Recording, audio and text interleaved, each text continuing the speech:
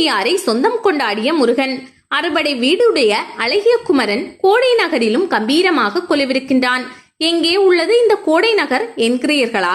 நமது வல்லக்கோட்டை திருத்தலத்தின் தொன்மையான திருப்பெயர்தான் கோடை நகர். இத்தலம் காலத்தால் மிக தொன்மையானது.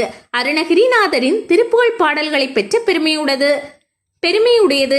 தனது பாக்களில் வல்லக்கோட்டையை கோடை நகர் என்றுதான் குளிர்தமிழில் குறிப்பிடுகின்றார் அருணகிரியார்.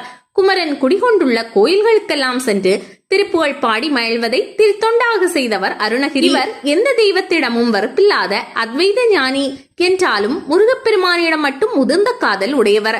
ஒரு சந்தர்ப்பத்தில் திருப்போரூர் வந்த அருணகிரியார் அங்கேயே தங்கி கந்தக்கடவுளுக்கு மலர்களாலும் மனம் மிகுந்த பாக்களாலும் ஆராதனை நடத்தி வந்தார்.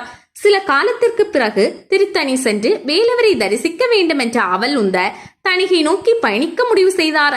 அன்றிரவு குமரன் அருணகிரிநாதரின் கனவில் தோன்றி கோடை நகருக்கு வருக என்று அழைப்பு விட்டான். காலையில் எழுந்த அருணகிரிநாதர் தன்னை சொந்தம் கொண்டாடும் கந்தன் கருணையை எண்ணி கண்ணீர் மல்கினார். உடனே வழி விசாரித்துக் கொண்டு கோடை நகர் வந்து சேர்ந்தார். வள்ளியும் தெய்வானையும் இரு புறத்திலும் விளங்க சுமார் 7 அடி உயரத்துடன் காட்சி தரும் முருகப்பெருமானை கண்டு உள்ளம் முருகினார். திருப்புகழ் பாடி பரவினார். 8 திருப்புகழ் பாடல்களை முருகப்பெருமான் மீது பாடி இத்தலத்தில் அர்ப்பணித்தார். இன்று வல்லக்கோட்டை எனப்படும் கோடை நகர் பெரும்புகழ் வாய்ந்த தலமாக விளங்குகிறது. இங்கு வைகாசி விசாக பெருவிழாவையொட்டி புஷ்ப பல்லக்கில் சுப்பிரமணிய சுவாமி சேவை சாதிப்பார்.